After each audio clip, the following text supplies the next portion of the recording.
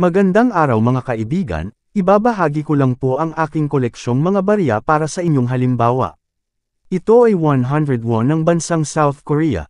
Features: Issue, South Korea. Period, Republic 1948 hanggang sa kasalukuyan. Type, Standard Circulation Coin. Years, 1970 hanggang 1982. Value, 101.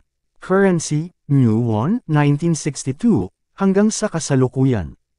Composition, copper-nickel. Weight, 5.42 na gramo. Diameter, 24 na milimetro.